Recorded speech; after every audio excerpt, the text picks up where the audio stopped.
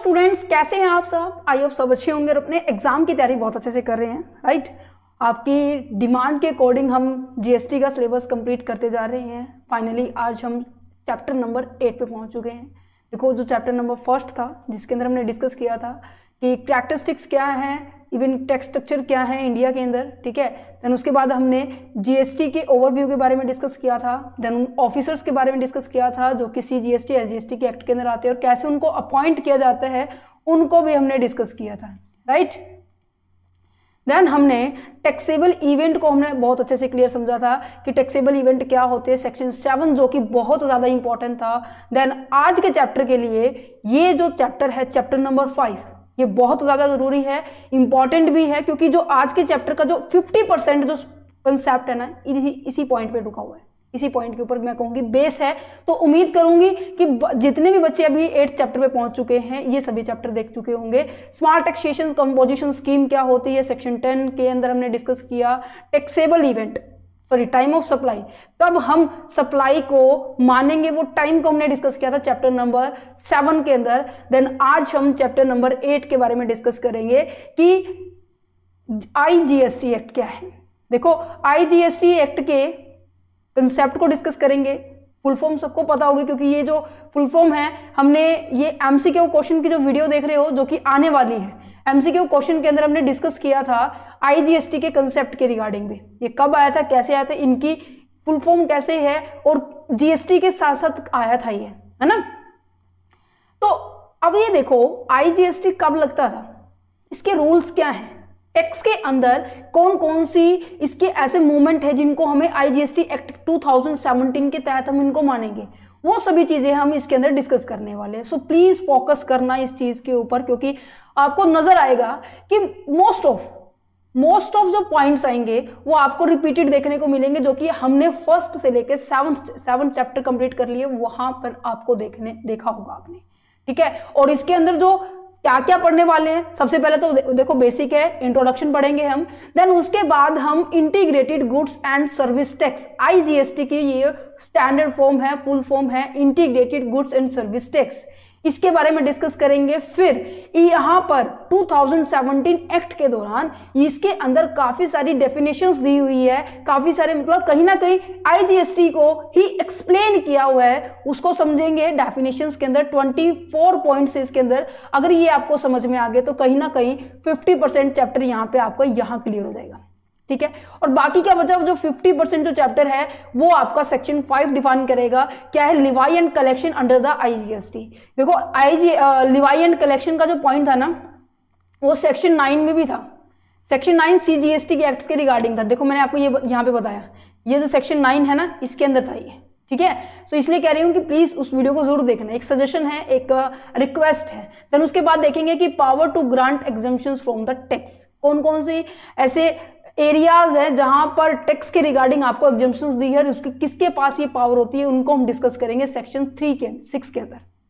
Okay, तो let's start. हाँ, एक और आपको इंफॉर्मेशन दे देती हूँ, स्पेशल क्वेश्चन पेपर के लिए हमने एक चैनल बनाया है जहां पर आपको स्पेशल क्वेश्चन पेपर ही मिलेंगे, आपकी स्ट्रीम के, आपकी यूनिवर्सिटीज के, डिफरेंट यूनिवर्सिटीज के क्वेश्चन पेपर डालने की पूरी कोशिश की गई है, क्योंकि बहुत सारे स्टूडेंट्स की मदद के थ्रू हम आपकी मदद कर पा रहे हैं और कहीं ना कहीं आपकी मदद करने के थ्रू हम कहीं आपका रिजल्ट अच्छा लेके आ सकते हैं, है ना। सो हम्बल रिक्वेस्ट है आपके लिए कि आप क्वेश्चन पेपर चैनल पर विजिट कीजिए।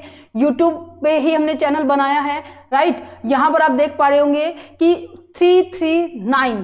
339 वीडियो हमारी यहाँ पर आ चुकी होगी, ठीक है। और यहाँ पर देखो आपको स्ट्रीम नजर आ रही होगी, MBA, MA, BA, MCA, MSc, MA psychology, BCom के, तो काफी सारे ऐसे फोल्डर बनाए हुए हैं स्पेशल सेमेस्टर वाइज। और इवन आपको एक फोल्डर मिलेगा जहाँ पे सभी यूनिवर्सिटीज के, ये जो यूनिवर्सिटी ये फोल्डर नजर आ रहा है आपको प्ले ऑल पे, यहाँ पे देखना, जब मैं इसको हटा रही हूँ, 143 वीडियोज है स्पेशल बीकॉम क्लासेस के क्वेश्चन पेपर की। सो इसीलिए कह रही हूँ, डिफरेंट यूनिवर्सिटीज के क्वेश्चन पेपर हमने डाले हैं, तो विजिट कीजिए। और अब हम स्टार्ट करते हैं हमारे आईजीएसटी के कंसेप्ट को। देखो, सबसे पहले तो आप ही मुझे आंसर देंगे। जब हमने चैप्टर नंबर 1 के अंदर डिस्कस किया था, इवन 2 के अंदर डिस्कस किया था, जब ये जीएसटी का जो कंसेप्ट आया है, 1 के अंदर डिस्कस किया था, लास्ट टॉपिक है ये, कि जब जीएसटी आया था ये अपने साथ काफी सारे कंपोनेंट को लेकर आया था, मीन्स कि ये इसके 4 पार्ट थे। कैसे कि एक तो सीजीएसटी के नाम से जाना जाता था, एक एसजीएसटी के नाम से जाना जाता था जीएसटी, एक आईजीएसटी, एक यूटीजीएसटी, राइट। सीजीएसटी का मतलब क्या था? Central goods and service tax. SGST का मतलब क्या था? State goods and service tax. IGST का मतलब क्या है? Integrated goods and service tax. And then UTGST का मतलब है union territory goods and service tax, right. ये अपने साथ ऐसे 4 कंपोनेंट लेके आया था। ये जो जीएसटी है हमारे इंडिया के अंदर 1 जुलाई 2017 के अंदर इंप्लीमेंटेशन हुआ था, राइट। और इसके आने से जितने भी हमारे पास इनडायरेक्ट टैक्सेस थे, इनडायरेक्ट टैक्सेस कौन कौन से थे भाई? जैसे एक्साइज ड्यूटी हो गई है, कस्टम ड्यूटी हो गई है, सर्विस टैक्स हो गया है, ठीक है, सेंट्रल सेल्स एंड टैक्स हो गया, वैट हो गया, इन सबको रिप्लेस कर दिया, है ना। क्योंकि इन सब की टैक्सेबल इवेंट अलग अलग थी। क्योंकि एक्साइज ड्यूटी कब लगती थी? मैन्युफैक्चरिंग के टाइम लगती थी। सर्विस टैक्स कब लगता था? प्रोविजन ऑफ गुड्स के साथ लगता था। कस्टम ड्यूटी कब लगती थी? जब भी हम किसी सामान को इंपोर्ट करते थे, एक्सपोर्ट करते थे। या फिर मैं कहूँ कि जो सेंट्रल जो सीएसटी जिसे हम बोलते हैं, ये हमारा तब लगता था जब हम क्या करते थे? इंटर स्टेट सप्लाई करते थे। इंटर स्टेट का मतलब क्या था? कि जब 2 स्टेट्स के अंदर सप्लाई करते थे, जैसे कि मैं कहूँ पंजाब से हरियाणा में या फिर हरियाणा से दिल्ली के बीच में ट्रांजेक्शन हो रही है। वेट कब अप्लाई होता था? जब हम विद इन अ स्टेट की ट्रांजेक्शन करते थे, जिसे हम किसे क्या बोलते हैं? इंट्रा स्टेट कहते हैं। अब यहाँ पे देखो, सब इतनी सारी टैक्सेबल ड्यूटीज हैं, इतने सारे इनडायरेक्ट टैक्सेस हैं, और इनडायरेक्ट टैक्सेस जितने भी होंगे तो नॉर्मल सी बात है उतने ही इवेंट जनरेट हो रहे हैं, है ना। तो इतने सारे इवेंट को, इतने मल्टीपल इवेंट्स को इन्होंने रिप्लेस करके किस इवेंट में लेके आ गए हैं? ये सिंगल इवेंट में। और सिंगल इवेंट क्या है? आपका सप्लाई है, कि जब जब सप्लाई होगी तब तब हमारे पास क्या रहने वाला है? जीएसटी का कंसेप्ट एप्लीकेबल होने वाला है। कुछ एक एग्जम्पशंस भी है जो कि हमने टाइम ऑफ सप्लाई के अंदर डिस्कस की थी, right. Taxable event and scope of supply के अंदर डिस्कस की थी, ओके। क्योंकि चैप्टर नंबर 4 और चैप्टर नंबर 7 है। इतना समझ में आया? अब देखो, इतना रिपीट क्यों किया जा रहा है? अब आपको देखो, पहले क्या होता था, जितने भी इनडायरेक्ट टैक्सेस है ना, उसके हिसाब से गवर्नमेंट जैसे जैसे जिस भी क्राइटेरिया में गवर्नमेंट आ रही है, सेंट्रल वाला पैसा सेंट्रल गवर्नमेंट रखती थी, स्टेट का पैसा स्टेट गवर्नमेंट रखती थी। बट यहां पर क्या कहा गया कि किसी भी गवर्नमेंट को ऐसे नुकसान नहीं होना चाहिए। हम कौन से कंसेप्ट पे बेस करता है ये जीएसटी का? ये ड्यूल मॉडल के ऊपर बेस्ड है। ड्यूल मॉडल का मतलब है कि जो जीएसटी से पैसे आने वाले हैं, रिवेन्यू जो गवर्नमेंट का जनरेट होने वाला है, वो दोनों की दोनों गवर्नमेंट्स के अंदर डिस्ट्रीब्यूट होगा। ये सेंटर के पास भी जाएगा और ये स्टेट के पास भी जाएगा। तो कहने का मतलब जो जीएसटी कंसेप्ट है ड्यूल मॉडल के ऊपर बेस्ड है, ड्यूल कंसेप्ट के ऊपर बेस्ड है। यहां से होने वाली जो रिवेन्यू है वो दोनों स्टेट्स के पास इक्वली डिस्ट्रीब्यूट होगी, ओके। ठीक है जी, यहां पे यही सब चीजें लिखी हुई हैं जी, ठीक है। इसको रीड करना, ये जो अभी मैंने आपको बताया, अगर यहां से ये सुन लो, ध्यान से अच्छे से सुनना, ठीक है। यहां पे क्या लिखा हुआ है? इंट्रा, यहां पे क्या लिखा हुआ है? इंटर, यहां पे क्या लिखा हुआ है? इंपोर्ट, यहां पे क्या लिखा हुआ है? एक्सपोर्ट। अब इनके नीचे इनकी ना एक्सप्लेनेशन दे रही है। जब जब हम क्या करेंगे? इंट्रा स्टेट सप्लाई करेंगे। इंट्रा स्टेट सप्लाई का मतलब पता है क्या बच्चे? वैसे मैं आपको वैसे पता होगा, फिर भी मैं आपको बता देती हूँ, क्योंकि बहुत सारे ऐसे स्टूडेंट्स होंगे जो आज इस वीडियो में नए आए हैं, बहुत सारे स्टूडेंट्स ऐसे होंगे जो पुराने होंगे, उनकी रिवीजन हो जाएगी, ओके। सो हम देखो क्या लिखा हुआ है, एक सेकेंड देखो यहां पर इंट्रा स्टेट सप्लाई है, एक तरफ है इंटर स्टेट। मैं आपको एग्जांपल देती हूं, ओके। यहां पर है ये हमारा हरियाणा, ठीक है, यहां पर है ये, यहां पर भी हरियाणा है। अब मेरा बिजनेस है, मान लो गारमेंट्स का है, और मैं केवल और केवल सप्लाई मैं इस बाउंड्री के अंदर कर रही हूं, हरियाणा की बाउंड्री के अंदर कर रही हूं। मान लो मैं कुरुक्षेत्र से, केयूके से मैं करनाल, अंबाला,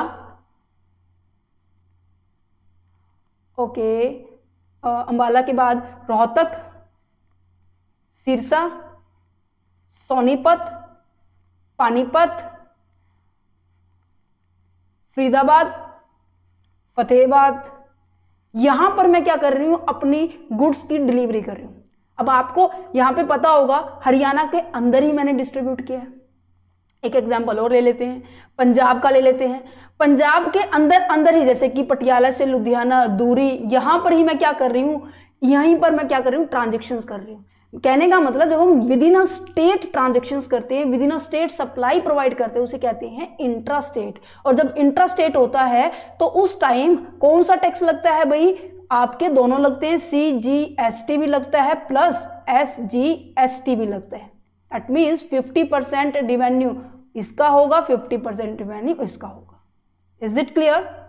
चलो तो अब बात करते हैं इंटर स्टेट की। इंटर स्टेट होता है आउट ऑफ स्टेट की बात की जा रही है, आउट ऑफ स्टेट की बात की जा रही है। अब मैंने कहा कि जो मेरा बिजनेस है गारमेंट्स का, मैंने हरियाणा के अंदर तो डील कर रही हूँ, साथ ही साथ मैं अपनी डीलिंग, अपने गारमेंट्स का जो प्रोडक्शन है मैं बाहर भी सप्लाई करूँ। मैंने कहा कि मैंने पंजाब में भी सप्लाई किया, मैंने दिल्ली के अंदर भी सप्लाई किया, मैंने चंडीगढ़ के अंदर भी सप्लाई किया, मैंने हिमाचल प्रदेश के अंदर भी सप्लाई किया। मैंने मतलब बाहर अपने एरिया को छोड़ के स्टेट, अपने मतलब एरिया के अंदर तो कर ही रही हूँ, साथ साथ में बाहर भी कर रही हूँ, आउट ऑफ स्टेट भी कर रही हूँ। तो ऐसे को क्या कहेंगे हम, इंटर स्टेट ट्रांजेक्शन्स कहेंगे। और इसके ऊपर क्या लगता है, IGST लगता है। और ये हमेशा इक्वल होता है CGST प्लस SGST की अमाउंट के, हमेशा इक्वल होता है। कहने का मतलब अगर मेरा कोई टैक्स इलेक्ट्रॉनिक गुड्स के ऊपर कितने परसेंट लगता है, 18% लगता है, तो टोटल 18% IGST का हो जाएगा। बट फाइनली ये डिस्ट्रीब्यूट तो दोनों गवर्नमेंट्स के अंदर होनी है, तो 9% इसका होगा, 9% इसका होगा। दैट्स द रीजन कि हम क्या कहते हैं कि ये जो होता है CGST और SGST के टैक्स रेट के हमेशा इक्वल होते हैं, इनकी अगर हम प्लस कर दे तो। ओके, तो यहाँ पे ये लिखा हुआ है इंट्रा स्टेट सप्लाई के अंदर क्या सेंट्रल गवर्नमेंट, सेंटर क्या करती है, लगाती है CGST और SGST, और इंटर स्टेट की सप्लाई के अंदर सेंटर क्या लगाती है, IGST। ओके, समझ में आ गया।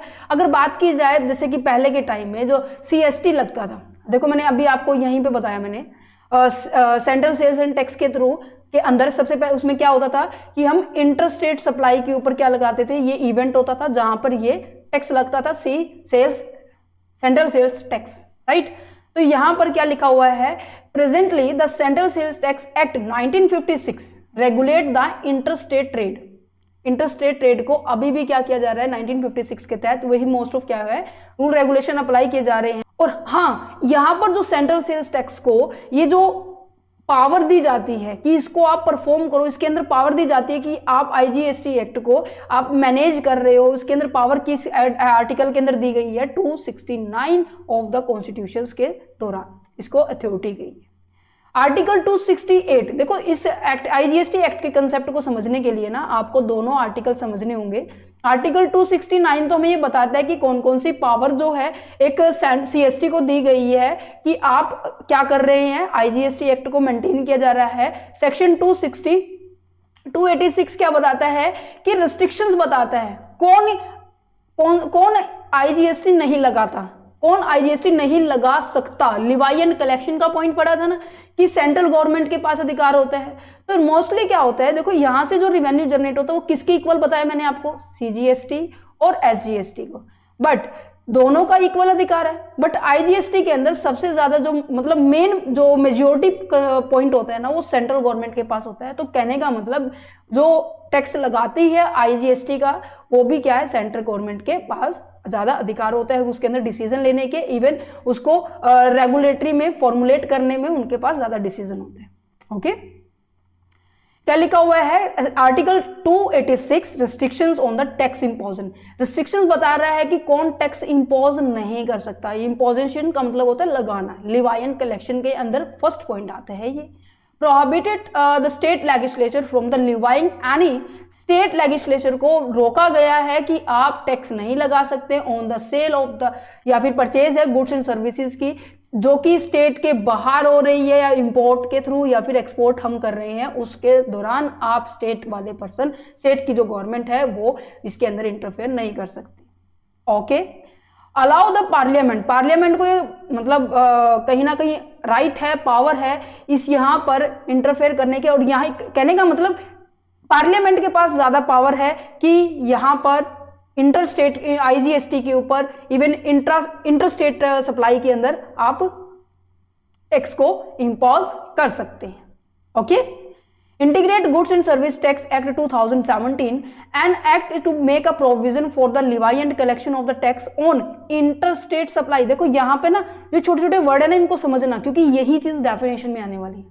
ध्यान से सुना, क्या लिखा जा रहा है। पहली बात तो एक्ट 2017 है और इसके अंदर सप्लाई कौन सी की जाएगी, इंटर स्टेट की जाएगी, इंटर स्टेट सप्लाई की जाएगी, और बाय द सेंट्रल गवर्नमेंट इसके ऊपर क्या लगाया जाएगा, लिवाई एंड कलेक्शन किसके हाथ में है, सेंट्रल गवर्नमेंट के हाथ में है, जिसे हम IGST कहेंगे। ये IGST एक्ट 2017। ओके, अब इंटर स्टेट सप्लाई तो मैंने आपको वैसे बता दिया क्या होता है, इसके अंदर इस एग्जांपल के अंदर मैंने समझाया। तो ये सभी चीज ना एज इट इज ऐसे लिखी हुई है, आप इसको रीड आउट करना, क्योंकि ये बहुत सारी बेसिक टर्म है जो मैं ऑलरेडी बहुत बार बता चुकी हूँ। ओके, आपके लिए मैंने प्रोवाइड कर दी फिर भी। ओके, आप इसको रीड कर सकते हैं। अब आ जाती है आपके थर्ड पॉइंट पे कि डेफिनेशंस काफी सारी दी हुई है जो कि IGST को एक्सप्लेन कर रही है। क्या है सबसे पहला पॉइंट कि central goods and service tax act section 2 subsection 1। अब यहाँ पे ना सेक्शन साथ में याद करने हैं, ठीक है। IGST एक्ट जो है सेक्शन 2 के अंदर डिफाइन किया गया है और उसके अंदर आपको सबसे पहला जो पॉइंट सेक्शन 1 का है, means the central goods and service tax act के दौरान इसके अंदर काम किया जाएगा और इसके ऊपर जो टैक्स लगाने का अधिकार भी किसका है, सेंट्रल गवर्नमेंट का है।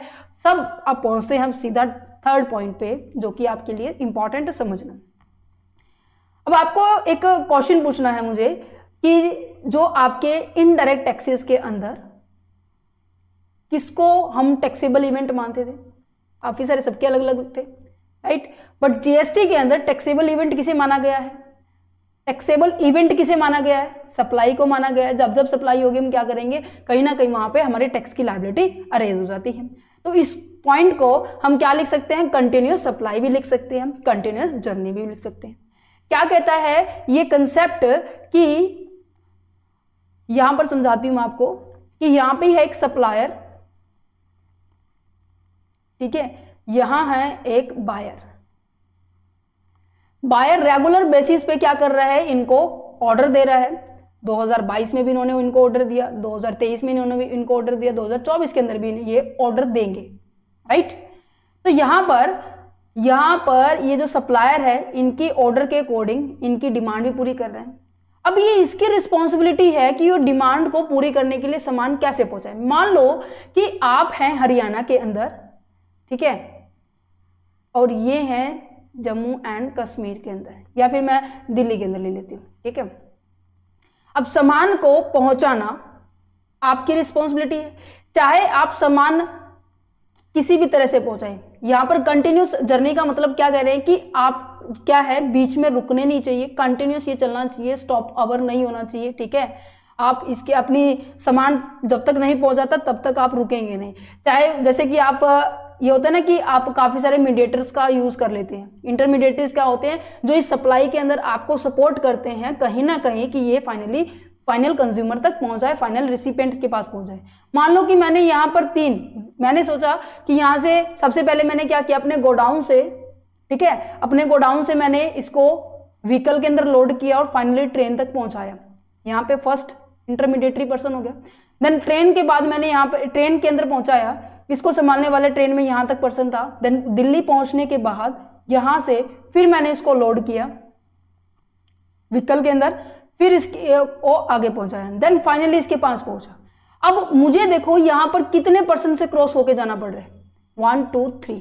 या तो सप्लायर खुद इसको पास पहुंचाए या फिर सप्लायर के एजेंट, सप्लायर के बेस पे कोई अदर पर्सन है जो सप्लायर को रिप्रेजेंट कर रहा है, वो भी इनकी मदद कर सकता है फाइनली कंज्यूमर तक पहुंचाने के लिए। बट कंडीशन क्या है कि बीच में सप्लाई हमारी रुकनी नहीं चाहिए, उसे हम क्या कहेंगे, कंटिन्यूअस जर्नी कहेंगे। चाहे इसके अंदर सप्लायर को काफी कितनी ही टिकट काटनी पड़े, दैट मीन्स एक सिंगल तो इनवॉइस इशू किया है ना। इनवॉइस का मतलब क्या होता है कि जिसके अंदर प्रोडक्ट की इंफॉर्मेशन होती है, और टिकट की हम यहाँ पे बात की जा रही है। तो दैट मीन्स मान लो कई बार ऐसा होता है कि आपको ट्रेन भी एक्सचेंज करनी पड़ती है ना। दिल्ली के अंदर अगर आप कहें कि आप मेट्रो से जाना चाहते हैं, और मेट्रो के अंदर क्या है कि आप यहाँ आने के बाद आपको यहाँ से दूसरी ट्रेन पकड़नी पड़ेगी, देन तीसरी पकड़नी पड़ेगी, समझ पा रहे हो? तो यहाँ पे क्या पता है, मल्टीपल टिकट्स की मदद से भी आपको क्या करना पड़ सकता है, अपना सामान फाइनली कंज्यूमर तक पहुंचाना पड़ सकता है।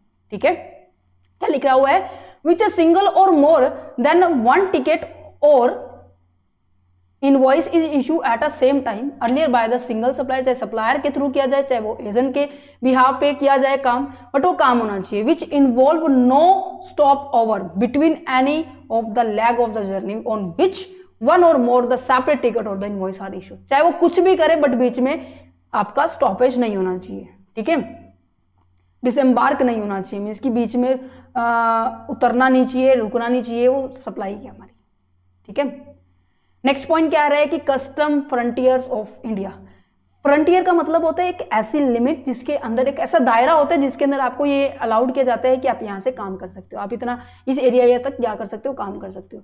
अब यहाँ पे custom frontier of India, India की लिमिट की बात की जा रही है, इंडिया के कस्टम एरिया की बात की जा रही है। वहां जब आप आ जाते हो तो कहीं ना कहीं आपके जो गुड्स एंड सर्विसेज जो है आपकी कस्टम एक्ट 1962 के तहत वो भी अप्लाई होना शुरू हो जाता है। कहने का मतलब जो कस्टम एक्ट अभी लगता है, बेसिक कस्टम आपको बताया था ना मैंने चैप्टर नंबर 2 के अंदर कि बेसिक कस्टम अभी भी लगता है ना। अगर आप उस दायरे के अंदर आ जाते हैं तो बेसिक कस्टम एक्ट जो है 1962 भी आपके ऊपर अप्लाई होगा IGST के केस में। ठीक है, नेक्स्ट आ जाता है export of the goods. 6 point है आपका एक्सपोर्ट ऑफ द सर्विसेज। अब ये आपको इमेज आपने देखी थी, ये इमेज यहां पर, ये दोनों पॉइंट तो चलो आपको समझ में आ गए। अब आप ये देखो बेसिक कस्टम ड्यूटी जो अभी मैंने आपको करवाया, IGST, जब भी हम क्या करेंगे, इंपोर्ट करेंगे, ठीक है, सामान कहीं से मंगवा रहे हैं, ठीक है, तो हमारे ऊपर क्या लगता है, basic custom duty and IGST लगता है ना। ये तो हो गया चलो कंप्लीट। अब आ जाती है बात एक्सपोर्ट की।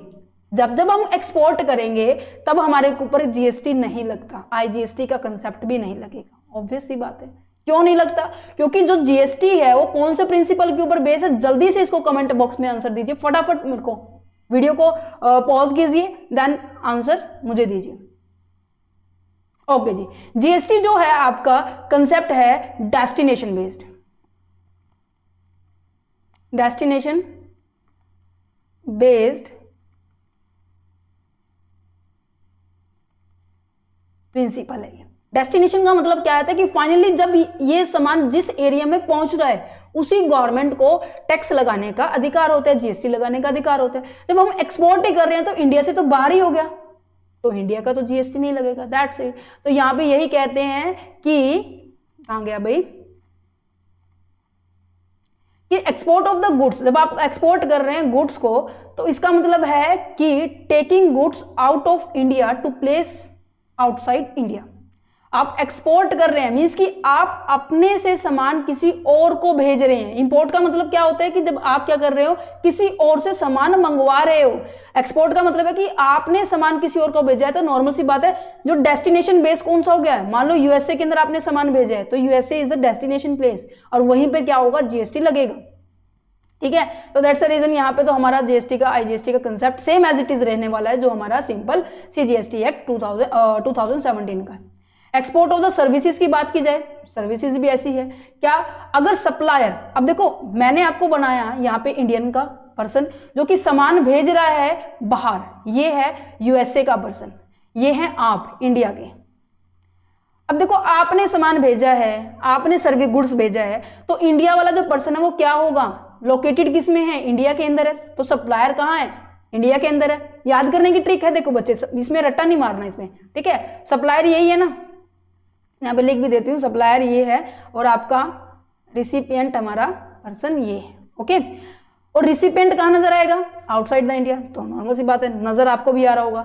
प्लेस ऑफ सप्लाई, कहाँ जाके आपकी सप्लाई हो रही है, वो कहाँ है बच्चे, आउटसाइड इंडिया, USA में जाके आपकी सप्लाई कंफर्म हो रही है, राइट। पेमेंट जो होगी तो नॉर्मल सी बात है फॉरेन एक्सचेंज के अंदर ही होगी, है ना, फॉरेन करेंसी के अंदर की बात की जा रही है। चलो जी ठीक है।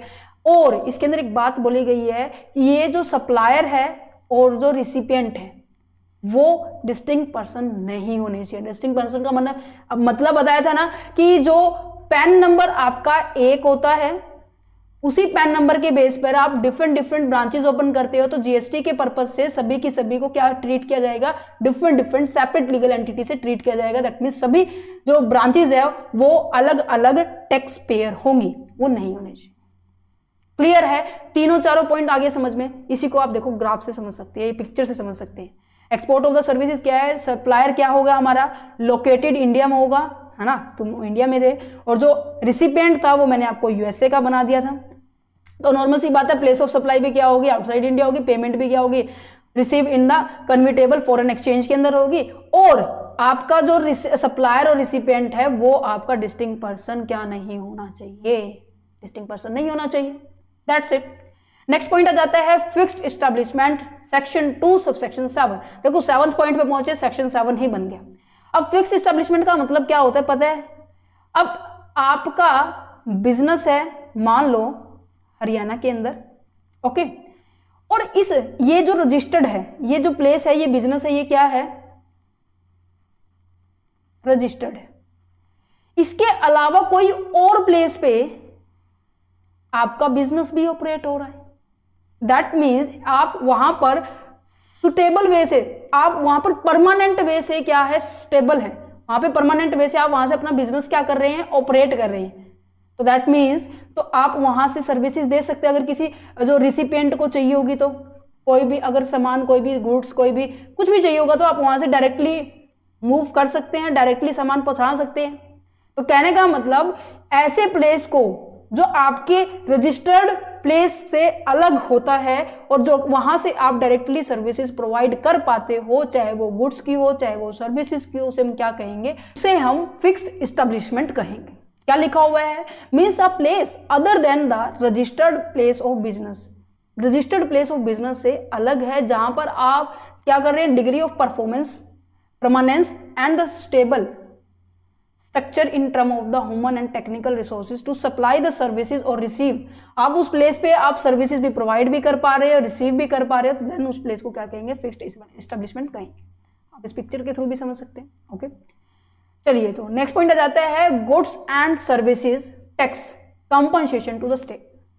अब मैंने आपको बताया, देखो यहां पर जो पहले जब जीएसटी नहीं आया था, तो सेंटर के अलग रिवेन्यू जनरेट होता था, स्टेट का अलग रिवेन्यू जनरेट होता था, है ना। इन दोनों के जो टैक्स अप्लाई होते थे वो क्या सारे के सारे इनडायरेक्टेड थे, है ना।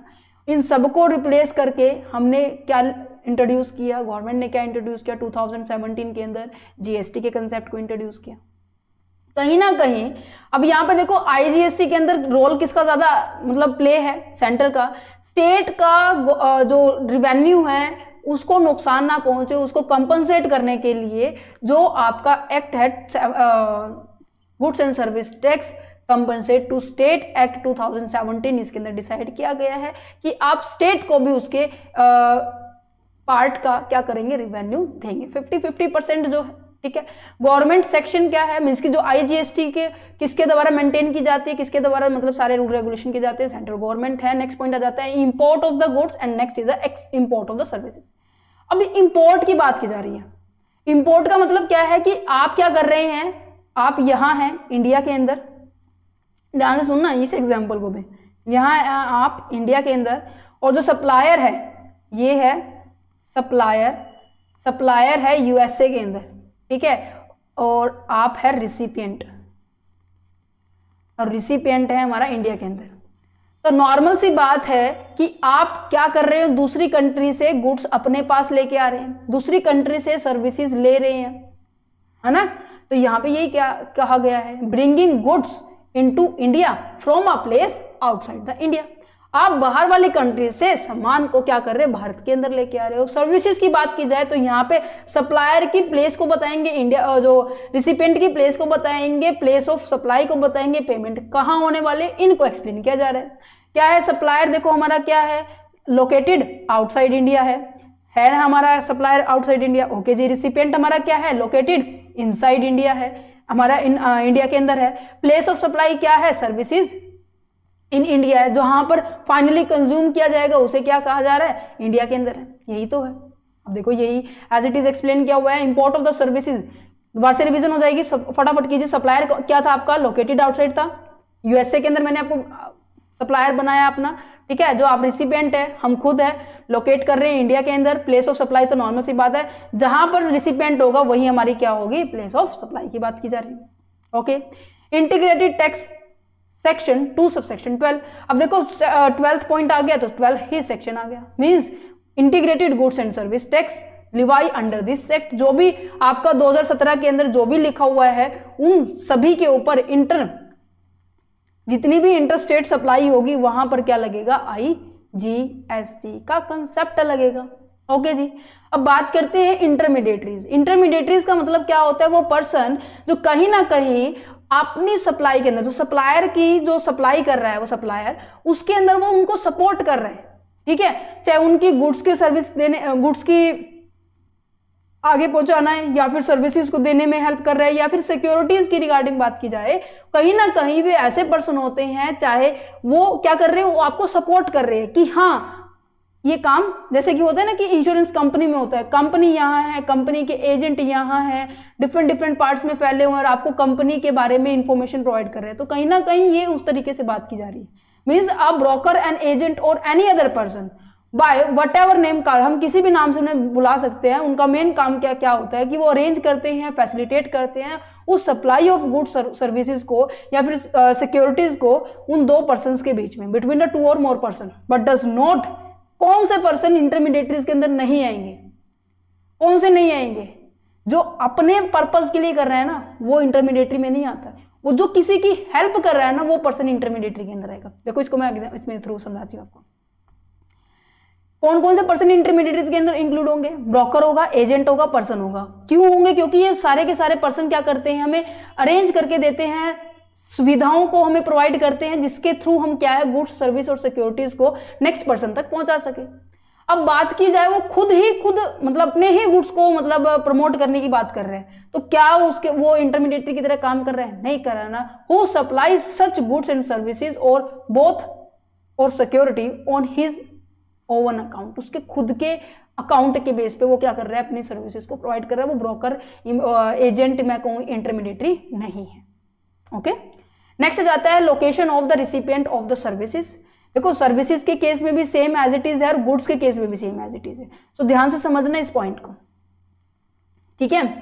तो सबसे पहले देखो ये कह रहे हैं कि आपका जो लोकेशन है, ठीक है, लोकेशन क्या मानेंगे सर्विसेज के केस में, रिसिपिएंट की, ठीक है। नेक्स्ट क्या लिखा हुआ है, location of supplier of services.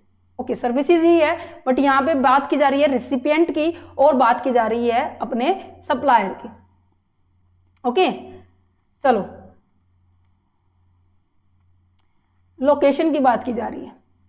अब लोकेशन कौन कौन सी हो सकती है, पहला तो वो प्लेस जो एक्चुअल में रजिस्टर्ड है, जहां से आप अपने बिजनेस को ऑपरेट कर पा रहे हो, रजिस्टर्ड प्लेस कहेंगे। या फिर अभी हमने रजिस्टर्ड प्लेस के अलावा other than the registered place पढ़ा ना, जिसे हमने क्या बोला, फिक्स्ड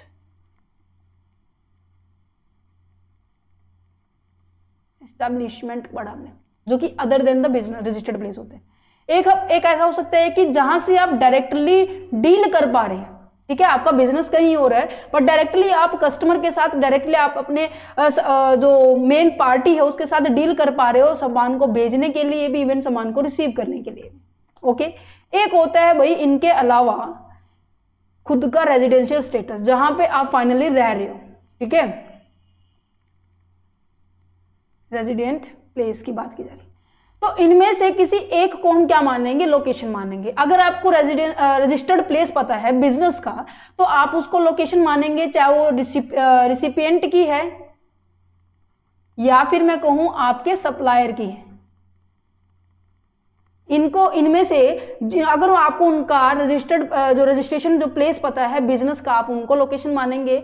अगर उसका नहीं पता तो आप फिक्स्ड एस्टेब्लिशमेंट के बारे में बात कर सकते हैं, जो कि आपके other than the registration place of business के अलावा होती है। और एक ऐसा प्लेस होता है जहां से आप डायरेक्टली आप क्या कर पा रहे हो, डील कर पा रहे हो, डायरेक्टली आप अपने बिजनेस जो कस्टमर है उनसे डील कर पा रहे हो, उस प्लेस को लोकेशन मान लेंगे। या फिर आपके रेजिडेंशियल प्लेस को मानेंगे जहां पर आप फाइनली रहते हो। ओके, देखो क्या लिखा हुआ है, location of the registered place of business, जहां पर आपके बिजनेस को रजिस्टर्ड किया गया है उसे हम क्या मानेंगे, लोकेशन मानेंगे। Where supply is receive, supply कहाँ पे रिसीव की जा सकती है, रजिस्टर्ड प्लेस पे। और वेयर सप्लाई इज रिसीव्ड कहाँ पे, place other than the place of business, business के प्लेस के अदर, जो कि हमने अभी पढ़ा है थोड़ी देर पहले। ओके, नेक्स्ट क्या है, location of establishment most directly concern, जहां से आप इजिली मतलब कहीं ना कहीं आप अपने कस्टमर्स के पास पहुंच सकते हो। Where supply is received at a more than one establishment, मान लो कि आपका बिजनेस यहाँ है, आप हर जगह अपने ब्रांचेस को ओपन किया हुआ है, तो जहां पे आपका कस्टमर है उसी ब्रांच के ऊपर आप अपनी डीलिंग कर सकते हो, वो नियर बाय लोकेशन की बात की जा रही है। या देन फाइनली बात की जाए in absence of such place, अगर ये सारे के सारे एब्सेंस में आपको कोई एक का भी नहीं पता चल रहा, तो आप उस लोकेशन को मानेंगे जहां पर यूजुअली प्लेस ऑफ रेजिडेंस है, जहां पर वो रहा जाता है। ठीक है, ये एज इट इज आपको एक्सप्लेन किए हुए। ओके, देन आ जाता है सप्लायर का। सप्लायर का भी same as it is concept है, 15 पॉइंट है, तो सेक्शन 2 सबसेक्शन 15 के अंदर यही बातें डिफाइन की गई। ओके, चलिए तो अब आ जाती है non taxable online receipts. Non taxable online receipts का मतलब क्या है, जो ऐसी सप्लाई के बारे में बात की जा रही है जो टैक्सेबल नहीं है। ठीक है, और दूसरा यहां पर जो कौन कौन से रिसिपिएंट इंक्लूड होंगे, यहां पर देखो ओनली ऑनलाइन रिसिपिएंट्स। आपको अगर याद है तो टैक्सेबल इवेंट के अंदर हमने इस चीज को डिस्कस किया था कि कोई भी ऐसे गवर्नमेंट, कोई भी ऐसी लोकल अथॉरिटी, गवर्नमेंट अथॉरिटी या फिर कोई इंडिविजुअल जो स्पेशली रिसीव कर रहा है ऐसी इंफॉर्मेशन को, ऐसे डाटाबेस को, जो कि उनका मेन पर्पस क्या होता है उन डाटा को रिसीव करने के बाद, कि वो क्या करे, पब्लिक के इंटरेस्ट के लिए, पब्लिक की वेलफेयर के लिए काम करे। ये नहीं है कि आप अपने बिजनेस के पर्पज से उस इंफॉर्मेशन को गेट कर रहे हैं, नहीं, आप पब्लिक के लिए काम करें। जैसे कि कोर्ट का हो गया, लाइसेंस फीस होती है, लाइसेंस इशू करना होता है, बर्थ सर्टिफिकेट होता है, डेथ सर्टिफिकेट होता है, मैरिज सर्टिफिकेट होता है, इवन लाइसेंस होता है, पासपोर्ट होता है, वीजा होता है। इनके लिए जो भी सर्विस की जाती है, इनके लिए जो भी आप इंफॉर्मेशन कलेक्ट करते हैं, आपका मेन पर्पज होता है पब्लिक इंटरेस्ट के लिए, other than the commerce and trade, अपने बिजनेस को ऑपरेट करने के लिए नहीं होता। और हाँ, वो जो पर्सन है लोकेटेड होना चाहिए टैक्सेबल टेरिटरी के अंदर। ये सेक्शन 2 सबसेक्शन 16 के अंदर डिफाइन किया गया है। ओके, नेक्स्ट आ जाते हैं, ये एक्सप्लेनेशन आपको दी हुई है, ठीक है, आप इसको पढ़ सकते हैं। देखो जो अभी समझाया वही बातें लिखी हुई है। नेक्स्ट पॉइंट क्या है, online information and database access on retrieval services, section 2 subsection 17। अब कई बार ऐसा होता है ना कि आपको अगर YouTube पे वीडियो देखनी है तो आपको नेटवर्क की जरूरत होती है, राइट। अगर आपको लोकेशन फाइंड आउट करनी है तो आपको नेटवर्क की जरूरत होती है, राइट। अगर जैसे कि आपको इवन आपके फोन के अंदर भी एक क्लाउड सर्विस दी जाती है, जहां पर आप अपने डाटा को कुछ 1 GB के तक आप क्या कर सकते हो, स्टोर कर सकते हो, जैसे कि मेल पे भी मिलती है, ठीक है। और मैं कहूंगी जैसे कि जैसे कि मैंने इग्नू की साइट्स पे देखा है, जामिया इस्लाम यूनिवर्सिटीज की साइट पे देखा है, आपके लिए स्पेशल ई कंटेंट के लिए ऐप बनाया हुआ। वो ऐप तभी आप चला सकते हैं जब आपके पास इंटरनेट होगा। ऐसे बहुत सारे ऐप्स होते हैं, जैसे कि माइक्रोसॉफ्ट एज होते हैं, ठीक है, काफी सारे ऐप्स होते हैं जिनको आप नेटवर्क की जरूरत होती है। तो यहाँ पे यही कहा गया है कि online information and database access और रिट्रीवल सर्विसेज के बारे में बात की जा रही है। मींस कि वो सर्विसेज जिसके अंदर जो इंफॉर्मेशन टेक्नोलॉजी एक क्या करता है, एक मध्यस्थ का काम करता है, और इसके बिना क्या नहीं हो सकता, आप इंफॉर्मेशन एक्सेस नहीं कर सकते। यहां पर जो ह्यूमन जो इंटरवेंशन है बहुत ज्यादा कम है, मिनिमल है, ठीक है, and impossible to ensure in the absence of the information technology. Clear है पॉइंट?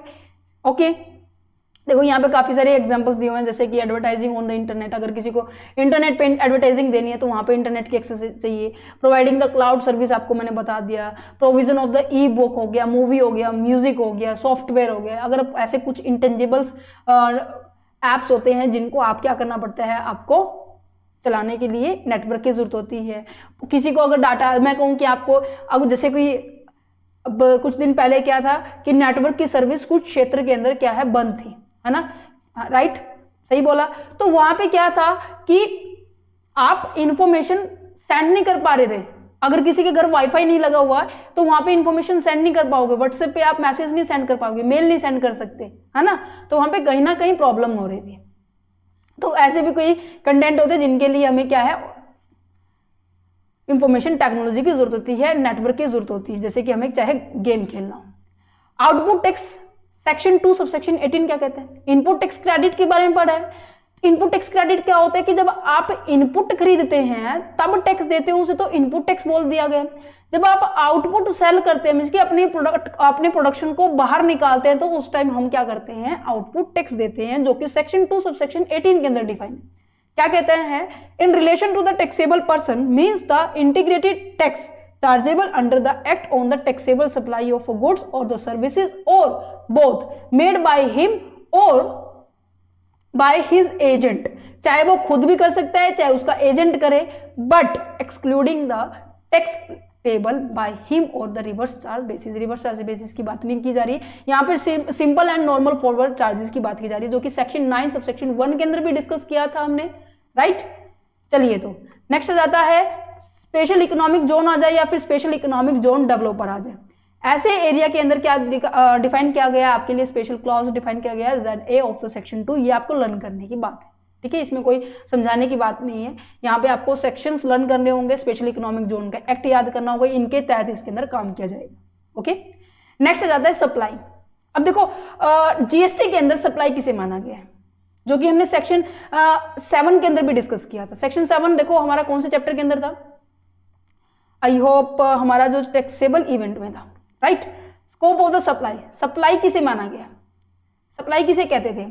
सप्लाई उससे कहते थे जब हमारे, चाहे वो गुड्स की हो रही है, चाहे वो सर्विसेज की हो रही है, ठीक है, या फिर मैं कहूँ कि बहुत को हम सप्लाई कहेंगे, ठीक है।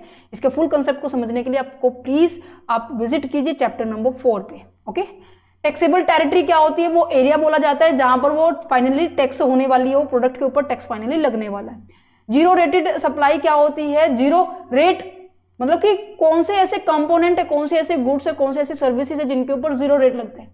अभी समझाया था मैंने आपको चैप्टर के यहां पर। सबसे पहले ये पॉइंट आपका यहां पे भी आएगा, अगर आप इसको पढ़ेंगे कि जीरो रेट क्या है आपका special economic zone and the economic zone developer में भी अप्लाई होता है। यहाँ पर आपको रेट नहीं देना पड़ता, और दूसरा आपको एक्सपोर्ट के दौरान आपको किसी भी तरह का रेट चार्ज नहीं होता है। ओके, तो इसलिए कह रही हूँ कहीं ना कहीं जो प्रीवियस लेक्चर है वो आपका बहुत इंपॉर्टेंट रहने वाला है, बेस है आपके इस चैप्टर का। नेक्स्ट क्या है? देखो ये लिखा है export of the goods and service in special economic zone developer and special economic zone unit. Next आ जाता है वर्ड और एक्सप्रेशन। अब आपसे एक क्वेश्चन है, क्या आपको जो मैंने जीएसटी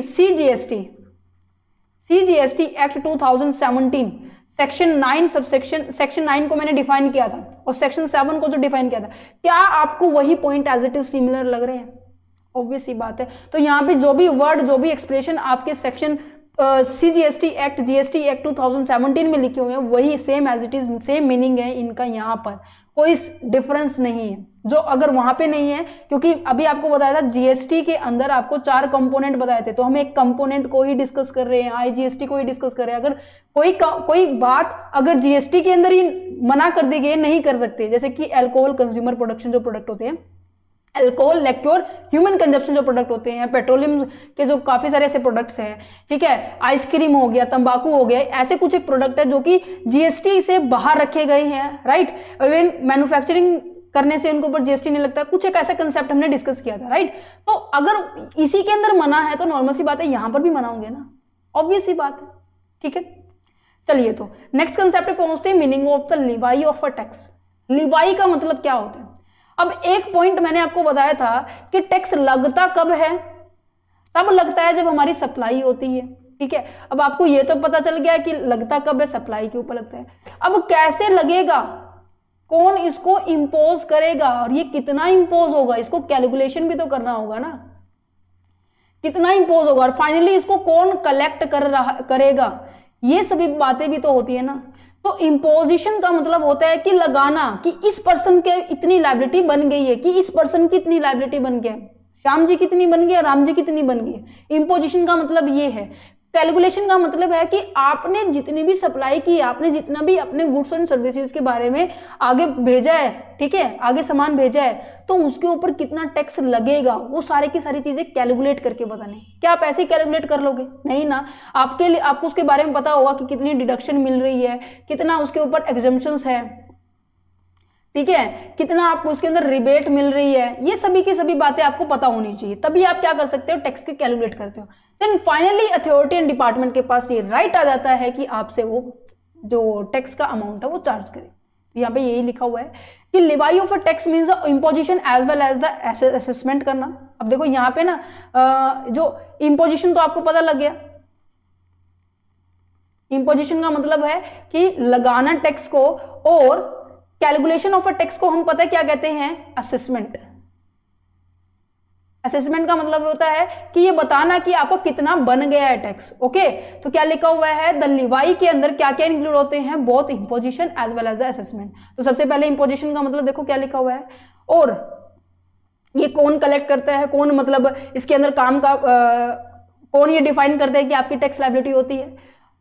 इंपोजिशन के अंदर सबसे पहले आप ये पॉइंट देखेंगे, दैट डिफाइन टैक्सेबल सब्जेक्ट, किसके ऊपर टैक्स लगेगा, कितनी रेट से टैक्स लगेगा, सारी की सारी डिटेल इंपोजिशन के अंदर बताती है। और ये कौन बताता है, done by the parliament.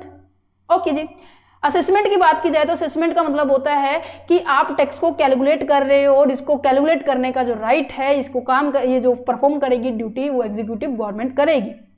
Okay, यहां पर आपको कैलकुलेट करना है अगर टैक्स को, तो आपको पता होना चाहिए कितनी एग्जेम्पशन, कितना डिडक्शंस, कितनी कब इसको जो टैक्स पेयर को नोटिस इशू करना है, कब क्या करना है, ये आपको पता होना चाहिए। ये होता है असेसमेंट करना। फाइनली कलेक्ट करने का मतलब है कि आप उस चीज टैक्स को क्या कर रहे हैं, पे कर रहे हैं, पेमेंट के पॉइंट पे आप पहुंच गए हैं। ये ऐसे स्टेप है, सबसे पहले आपने इंपोजिशन किया, देन आपका असेसमेंट हो गया, देन फाइनली लास्ट स्टेज पे पहुंच गए कि आपने इसको कलेक्ट करना है। ओके, और इसको कलेक्ट करने का अधिकार क्या है, एक स्पेशल डिपार्टमेंट के लिए पास है, स्पेशल अथॉरिटी के पास है। ठीक है, और इस ये जो पॉइंट है ना, ये मैंने आपको चैप्टर नंबर 5 के अंदर बताया था कि क्यों इसको डिले किया जाता है एडमिनिस्ट्रेशन के द्वारा, एडमिनिस्ट्रेशन डिपार्टमेंट के द्वारा, कि इसको मंथली या क्वार्टरली डिले कर दी जाती है। रीजन क्या है, जैसे कि आपको एक एग्जांपल दिया जाए तो आप एक दिन में मान लो कि आपने माउस खरीदा है, ठीक है, फिर आपने चिप्स का पैकेट खरीद लिया है, फिर आपने शाम को आप होटल के अंदर चले गए हैं डिनर करने, ठीक है, देन उसके बाद आप बस की टिकट ली, देन फाइनली आप अपने घर विजिट की। अब यहाँ पर इतने के ऊपर क्या लगता है, टैक्स लगता है, राइट। तो क्या आप डेली डेली आप अपने माउस खरीदने की अमाउंट के ऊपर टैक्स दोगे, है? डेली डेली आप चिप्स, जैसे आपने जितना भी, मान लो चिप्स की बजाय आपने वो बहुत सारा सामान खा लिया है, मतलब बहुत सारा सामान खरीद भी लिया है, तो क्या आप इतने सारे सामान पे आप डेली डेली आप ऐसे टैक्स भरते रहोगे? तो आप तो इसी काम में लगे रहोगे ना, है ना। और क्या अब देखो, दुनिया के अंदर मैं एक व्यक्ति की बात कर रही हूँ, है ना, इवन इंडिया की बात करें ना, तो इंडिया की जनसंख्या 143 करोड़ प्लस जा चुकी है। तो अगर वो सारे के सारे पर्सन डिपार्टमेंट के अंदर ये ऐसे जीएसटी सबमिट करने चले गए, तो डिपार्टमेंट का काम तो बहुत ज्यादा हेक्टिक हो जाएगा ना। उस काम को थोड़ा सा रिलीफ करने के लिए ये बताया गया है कि आप इसको थोड़ा सा मंथली या फिर क्वार्टरली डिले कर सकते हैं, क्योंकि कुछ एक चांसेस में ऐसा होता है कि जैसे दिवाली होती है ना, तो दिवाली के टाइम आने से पहले 3-4 महीने पहले प्रोडक्शन स्टार्ट होती है। मान लो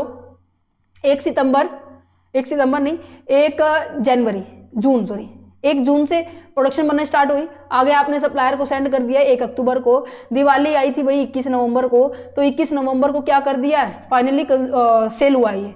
तो इस तारीख के बाद ही क्या होगा, जीएसटी रिटर्न फाइल की जाएगी। ओके, तो यहाँ पे एक्सप्लेन किया हुआ है। Levi and collection under the IGST section 5 के अंदर डिस्कस की थी। अब आपको एक क्वेश्चन पूछ रही हूं मैं आपसे, अगर इंट्रा स्टेट सप्लाई हो रही थी, क्वेश्चन मैंने 2 पूछ लिए, जब तक बच्चे आंसर नहीं देंगे तब तक मैं आगे नहीं बढ़ूंगी, आगे इंटरेस्ट भी नहीं बनेगा। कमेंट बॉक्स में देना जल्दी से, फटाफट दीजिए मुझे। इंट्रा स्टेट सप्लाई होती थी तो लिवाई एंड कलेक्शन का जो कंसेप्ट है कौन से सेक्शन के अंदर आता था? अब हम इंटर स्टेट सप्लाई के बारे में बात कर रहे हैं,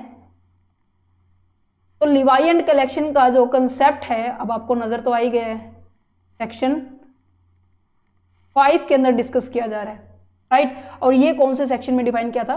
9 के अंदर। शाबाश। लिवाई एंड कलेक्शन के अंदर same as it is concept है जो कि हमने चैप्टर नंबर 5th के अंदर डिस्कस किए थे, सो इसलिए मैं इसको थोड़ा सा स्पीड के साथ करवाऊंगी, क्योंकि बहुत ये सारे के सारे एज इट इज कंसेप्ट है। आपके केवल यहाँ पे सेक्शंस चेंज हुए हैं और आपकी दायरा चेंज हो गया है। यहाँ पे इंट्रा की जगह अब इंटर स्टेट होगी, क्योंकि हम IGST की बात कर रहे हैं। इसको कलेक्ट करने का अधिकार सेंट्रल गवर्नमेंट के पास होता है। ये सभी बातें आपको मेन ध्यान रखनी होगी। नॉर्मल एंड फॉरवर्ड चार्जेस की बात की जाए तो इसके अंदर क्या क्या बातें हैं जो आपको याद रखनी है, मैं पॉइंट वाइज पॉइंट दिखाती रहूंगी। सेक्शन 5 सबसेक्शन 1 क्या डिफाइन करते हैं? There shall be levy a tax called, जो भी इसके ऊपर टैक्स लगेगा सेक्शन 5 सबसेक्शन 1 के अंदर।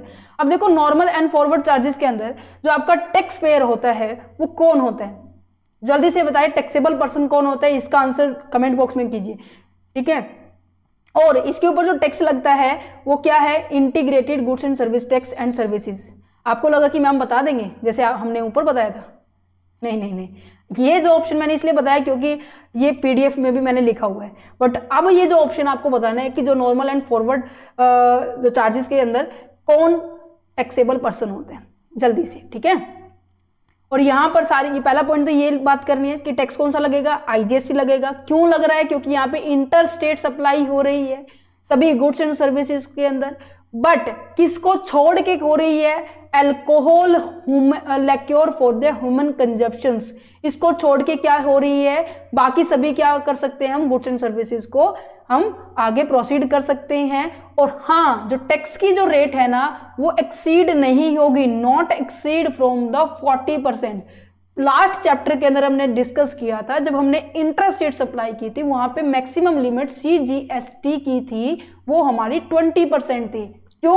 क्योंकि SGST भी तो इसी तरह होता है ना, वो भी तो 20% होगा ना। 20 जोड़ के तभी तो 40% बन रहा था ना। याद आया कुछ?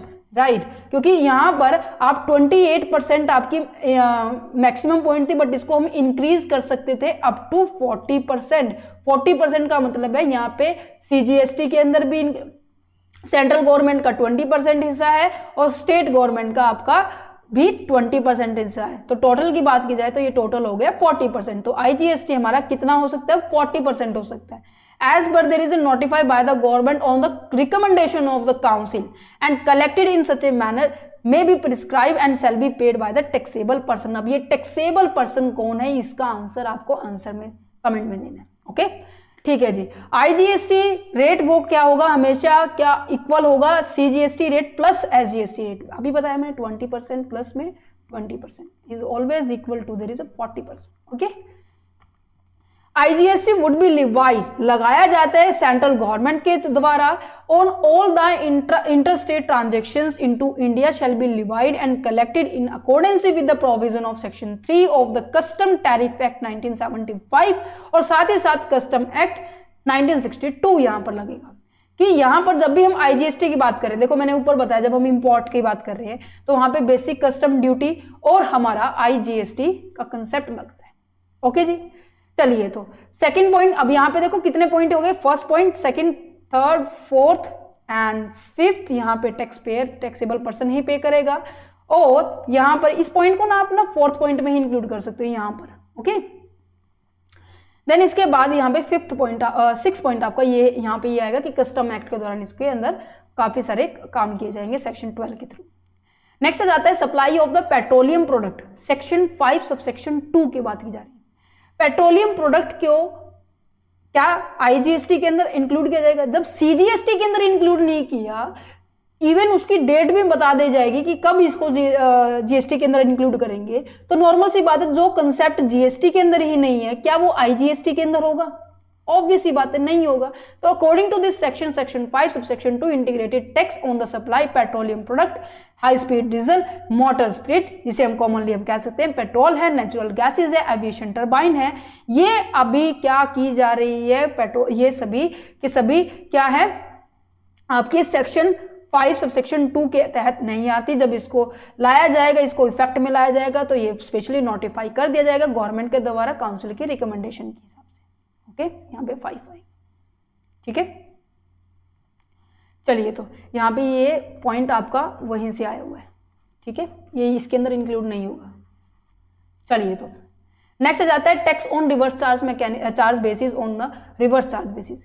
सबसे पहले आरसीएम का कंसेप्ट हमने डिस्कस किया था। आरसीएम के अंदर हमने क्या डिस्कस किया था कि जितनी भी लायबिलिटी जैसे हम पढ़ते आ रहे थे कि सप्लायर की होगी, टैक्स को पे करने की, गुड्स को वहां तक पहुंचाने की, गवर्नमेंट तक टैक्स पहुंचाने की, जितने भी मतलब रिस्पॉन्सिबिलिटी थी आपकी सप्लायर की होती थी। अब यहाँ पे नाम ही लिखा जा रहा है रिवर्स है, तो सारी की सारी रिस्पॉन्सिबिलिटी किसमें कन्वर्ट हो जाएगी? रिसिपिएंट की हो जाएगी। रिसिपिएंट दैट मीन्स कि वो पर्सन जो फाइनली सामान को खरीद रहा है। ये किस केस में होता था? जब हमारा जो सप्लायर है वो अनरजिस्टर्ड होता था। सप्लायर ने क्या किया है, सप्लायर की जो अनरजिस्टर्ड होता था, पहली बात तो ये है। और दूसरा यहाँ पे आपको पॉइंट्स लिखे हुए हैं। और जो रिसिपिएंट हमारा क्या होता था? रजिस्टर्ड होता था। देखो सेक्शन 5 सबसेक्शन 3 और सेक्शन 5 सबसेक्शन 4 दोनों एक दूसरे से इंटरलिंक्ड है। यहाँ पे आरसीएम का कंसेप्ट बोला गया है और इसको एक्सप्लेन किया गया है। थोड़ा सा यहाँ पर भी इसको सपोर्ट किया जाएगा क्योंकि यहाँ पर अनरजिस्टर्ड पर्सन के बारे में एक्सप्लेन किया गया, अनरजिस्टर्ड सप्लायर के बारे में एक्सप्लेन किया गया। ओके, जब सप्लायर क्या होगा हमारा? अनरजिस्टर्ड होगा, तो नॉर्मल सी बात है रिसिपिएंट क्या होने वाला है? रजिस्टर्ड होने वाला। अब आपके दिमाग में ये क्वेश्चन आ रहा होगा कि मैम रिसिपिएंट कैसे रजिस्टर्ड होगा जब सप्लायर ही रजिस्टर्ड नहीं है। यहां पर हम एक फार्मर की एग्जांपल ले लेते हैं। ये है फार्मर, ठीक है, इसकी आलू की खेती हुई, इसने अपनी जो आलू है, आलू का जो प्रोडक्शन है, चिप्स की कंपनी को दे दिया है सारा का सामान। अब सप्लायर कौन है यहाँ पे? फार्मर। और जो रिसिपिएंट है ये कंपनी, जो कि ऑलरेडी रजिस्टर्ड है जीएसटी एक्ट के अंदर, ठीक है। तो यहाँ पे एग्जांपल सुटेबल है। अब यहाँ पे जो टैक्स की लायबिलिटी बनती है, पेमेंट कौन करेगा टैक्स? ये रिसिपिएंट करेगा by the recipient of the supply on the reverse charge making. ये तभी होगा जब सप्लायर हमारा रजिस्टर्ड नहीं होता। और सारे के सारे जो एक्ट है वो आईजीएसटी के यहाँ पर लगने वाले हैं।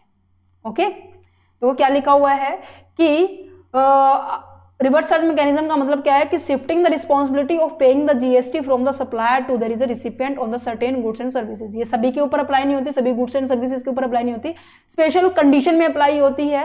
की फीचर्स आपको यहाँ पे याद रखने हैं क्या? कि रिस्पॉन्सिबिलिटी शिफ्ट की है और दूसरा applicable in a specific cases के अंदर ही एप्लीकेबल है।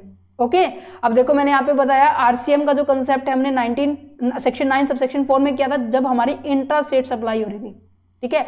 आरसीएम का कंसेप्ट सेक्शन 5 सबसेक्शन 4 कब है? जब हमारा इंटर स्टेट सप्लाई हो रही है।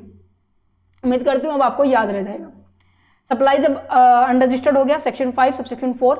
लास्ट पॉइंट आ जाता है electronic commerce operator. Section 5 subsection 5 क्या कहता है? अकॉर्डिंग टू सेक्शन 5 कि अगर कोई सप्लायर, ध्यान से सुना, अगर कोई सप्लायर इलेक्ट्रॉनिक अपना बिजनेस ऑपरेट कर रहा है, that means online business trade कर रहा है, जैसे कि ये जो अमेजोन, फ्लिपकार्ट, मिंत्रा, नायका, ये सभी क्या कर रहे हैं? अपने जो प्रोडक्ट्स की डीलिंग, अपनी जो सर्विसेज की डीलिंग क्या कर रहे हैं? ऑनलाइन दे रहे हैं, राइट। तो कहने का मतलब उनके लिए भी क्या है? कंसेप्ट आया हुआ है आईजीएसटी का कि क्या लिखा हुआ है? एक सेकेंड, इसको मैं आपको एग्जाम्पल के साथ समझाने की कोशिश करूंगी। अब देखो यहां पर मैं मेरा भी एग्जांपल ले लेती हूँ, ठीक है। यहां पर मैं मेरे लोकेशन में प्रेजेंट हूं, मैं ऑनलाइन भी बच्चों को पढ़ा रही हूँ, ऑफलाइन भी पढ़ा रही हूँ। अभी हम लेते हैं ऑनलाइन का एग्जांपल क्योंकि ई कॉमर्स ऑपरेटर चल रहा है हमारा, ठीक है। मान लो कि मैं अपना बिजनेस ऑनलाइन डील कर रही हूं। अब यहां पे टैक्स की लायबिलिटी की बात की जा रही है कि कौन लाइबल होगा टैक्स की पेमेंट के लिए, ठीक है। अब यहां पर मैं इलेक्ट्रॉनिक कॉमर्स ऑपरेटर हूं, ठीक है, मैं उस फिजिकली उस स्थान पे प्रेजेंट हूं, मैं मेरे एरिया के अंदर खुद यहाँ पे विजिबल हूं, ठीक है, लोगों के साथ मीट कर पा रही हूं, ठीक है, इवन मैं ऑनलाइन बिजनेस कर रही हूं, ठीक है। तो नॉर्मल सी बात है, जो टैक्स की लायबिलिटी है, टैक्स की लायबिलिटी है वो किस पर्सन की होगी? टैक्स की लायबिलिटी उसी पर्सन की होगी जो उस लोकेशन में विजिट है। दैट मीन्स मैं खुद इलेक्ट्रॉनिक कॉमर्स ऑपरेटर यहां पर क्या होगा? टैक्स लायबल होगा। इन केस ऐसा भी हो सकता है भी मैं ऐसे भी लोकेशन में प्रेजेंट ना हूं जहां पर मेरी ब्रांच हो। कहने का मतलब मान लो कि मैंने यहां से पंजाब से बैठे बैठे मेरी जो ब्रांच है हरियाणा के अंदर भी ओपन की, मेरी जो ब्रांच है दिल्ली के अंदर भी ओपन की।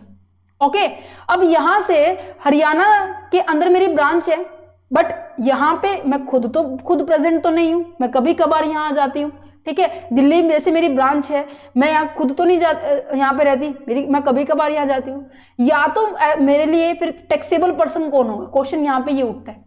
तो यहां के लिए मुझे क्या करना पड़ेगा, या तो किसी स्पेशल पर्सन को यहां पे अपॉइंट करना पड़ेगा, जिसे हम क्या कहेंगे,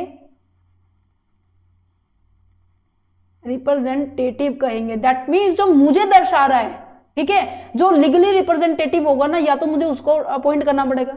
अगर मुझे दर्शाने वाला ऐसा कोई नॉन पर्सन नहीं है तो मुझे स्पेशल ऐसे पर्सन को अपॉइंट करना होगा जो कि मेरे नाम पे क्या करेगा, टैक्स पे करेगा।